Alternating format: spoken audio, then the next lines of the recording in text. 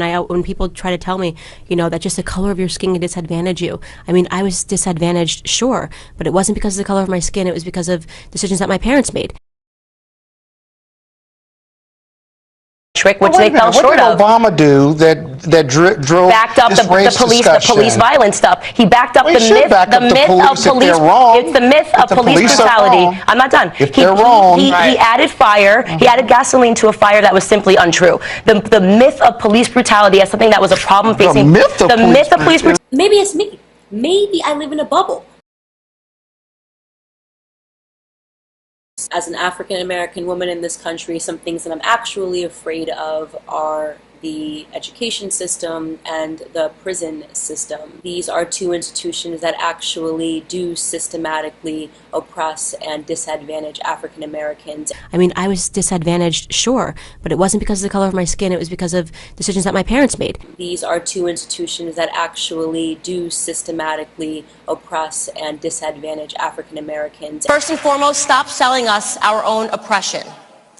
Stop taking away our self-confidence by telling us that we can't because of racism, because of slavery. I've never been a slave in this country. Candace Owen, that rotten bitch. She's the worst. I can't think of a worse way to make money. She's the most articulate idiot I've ever seen in my fucking life. She's so articulate, she can tell you how fucking stupid she is precisely. I have a question. When you say make America great again, which period are we talking about? The period when women couldn't vote?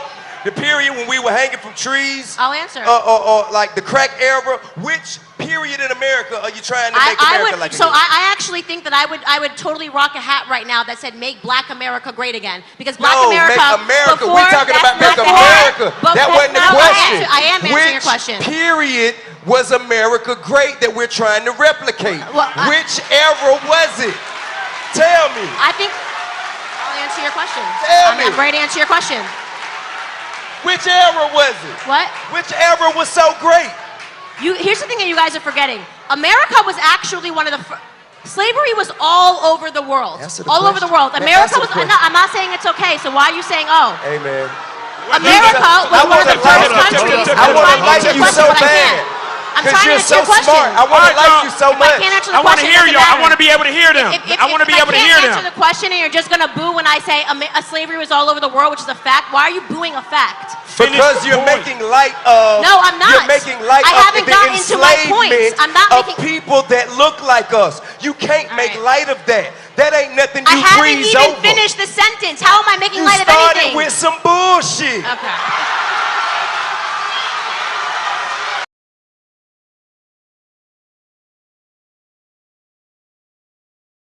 Now, let me tell you what's even worse to experience here is watching Candace Owen, that Black woman, take down another Black woman. That to me is despicable. Even though we don't like either of them, she could easily, why don't you attack a white woman of some sorts? Why don't you attack Megyn Kelly or somebody who's attacking other Black women? Why are you taking another Black woman down? I think it's just deplorable and it's unexcusable.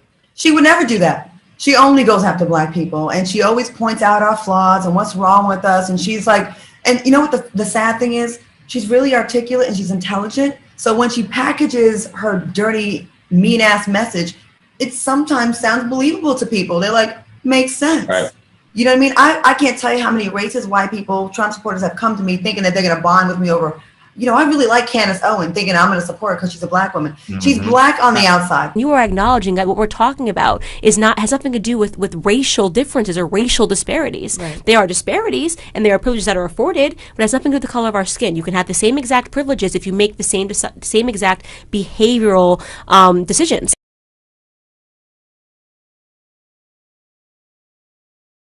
And you were playing the role of your parents being outraged that you're a conservative. Yes, it's so amazing. It makes me so sentimental. I mean, look, a year ago, I was a girl on YouTube with the dream, an idea, a hope that maybe I could wake up the Black community into understanding that we've been voting for policies that have destroyed our families. I could never have imagined that it would lead to me meeting the president, meeting the First Family, having lunch with Laura and Eric, Kanye West, getting rushed out of restaurants by Antifa. It's been an Meeting amazing... with Kanye West. I mean, amazing. You could do without the Antifa part. Exactly. It's been an amazing year. I'm so grateful to everyone that's followed me, that's supported me, to Turning Point USA, to Charlie Kirk. It's been such a blessing, and guess what? We're just getting started. So well, Candace, Turning Point hired you to do urban engagement, and you sure did. And the thing is this, the fact that she felt comfortable even vocalizing something like that showed you how screwed up and fucked up Turning Point is.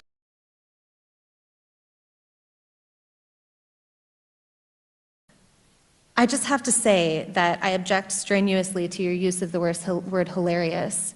To me, this feels a lot like your reaction to being named in one of these manifestos. Now, you're of course not responsible for the words of somebody writing that document, but I do think that laughing at it is a real problem because these are real families that are impacted by this violence. And I think our efforts towards talking about this have to start from a place of mutual respect, which is what I've heard from this side of the table. Now, the reason we don't have those numbers, I want those numbers as much as you do, but to say the numbers don't show something is simply not supported by the data. Okay, and I have 38 seconds left, Ms. Mulligan, if you want to respond within that time. The only thing I would add is that it's in the name. Terrorism, domestic terrorism, it terrorizes us. It terrorizes us in our homes. It terrorizes us in our schools.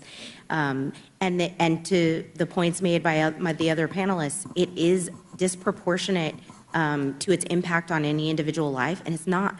You reject the idea it's something that doesn't matter or doesn't really matter? Absolutely reject. Okay. All right, so here's where we are. Every member now has had 5 minutes and... Okay, and Mr. Clay, so we have two members who have not. So I'm going to go to the two members who have not yet, and we'll give an opportunity for a closing thought to any member who wants before we go. Am I next to respond, or is Mr. Meadows? I thought Mr. Meadows was next. Mr. Meadows, okay. Mr. Meadows is next, then Mr. Clay, then to you, Mr. Jordan.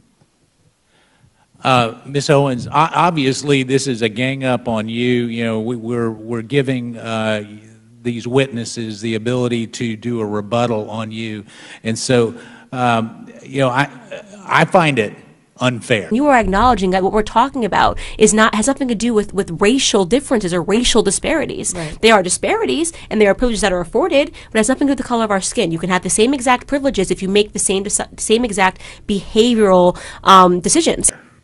Ms. Ballou, I mean, you know, candidly, for you to show mutual respect and then you to go after Ms. Owens, it's not appropriate. So, Ms. Owens, you can have 4 minutes and 34 seconds to respond. However, yield for a second. I'll yield to. Thank you. I believe, Ms. Owens, when you used the word hilarious, it was referencing the fact that no one had asked you a question. It wasn't to the subject matter of the hearing. Is that right? That is correct. And to have another witness insinuate something that is not accurate is just not appropriate, Mr. Chairman, for how witnesses are supposed to behave in front of this committee. I also think you didn't say it doesn't matter about the subject matter of today's hearing. You said there are other subjects that matter as well, and maybe we should spend some time on those. Is that accurate? That is correct, and they matter much, much, much, much more, and I have said that. I said that in my opening, and I will say it again. You know that white supremacy and white nationalism ranks nowhere near the top of the issues that are facing Black America. Noah Cyrus calling Candace Owens a nappy-ass hoe is exactly white liberal privilege. She sees this conversation going back and forth and decides to jump into it and refer to me as a nappy-ass hoe. Who is giving these white liberals permission to go around using slurs and saying this sort of stuff when they disagree with the Black conservative who doesn't hold their privileged worldview? You are acknowledging that what we're talking about has nothing to do with racial differences or racial disparities. Right. They are disparities, and they are privileges that are afforded, but it has nothing to do with the color of our skin. You can have the same exact privileges if you make the same exact behavioral decisions. They're allowed to be racist as long as they're racist to the right kind of Black person, right? So I'm a Black conservative. Noah Cyrus calling Candace Owens a nappy-ass hoe and referred to me as a nappy-ass hoe is exactly white liberal privilege. I think it's pretty apparent that Mr. Liu believes that Black people are stupid and will not pursue the full clip in its entirety. He purposely presented an extracted clip. The witness will suspend for a moment. It is not proper to refer disparagingly or to a member of the committee. The witness will not do that again. Witness may continue. Sure, even though I was called despicable. Witness may not refer to a member of the committee as stupid. I didn't refer to him as stupid. That's not what I said. That's not what I said at all. You didn't listen to what I said. But it has nothing to do with the color of our skin. You can have the same exact privileges if you make the same exact behavioral decisions. May I continue? Please. As I said, of all the people that Republicans could have selected, they picked Candace Owens. I don't know Miss Owens. I'm not going to characterize her. I'm going to let her own words do the talking. So I'm going to play for you the first 30 seconds of a statement she made about Adolf Hitler. I agree. I actually don't have any problems at all with the word nationalism. I think that it gets, the definition gets poisoned by elitists that actually want globalism. Globalism is what I don't want. So when you think about, whenever we say nationalism, the first thing people think about, at least in America, is Hitler. You know, he was a National Socialist, but if Hitler just wanted to make Germany great and have things run well, okay, fine. Problem is that he had dreams outside of Germany. He wanted to globalize. He wanted everybody to be German, everybody to be speaking German. All right, so my first question is to Ms. Hershinoff. Ms. Owens said, quote, if Hitler just wanted to make Germany great and have things run well, okay, fine. The problem is that he had dreams outside of Germany. So when people try to legitimize Adolf Hitler, does that feed into white nationalist ideology?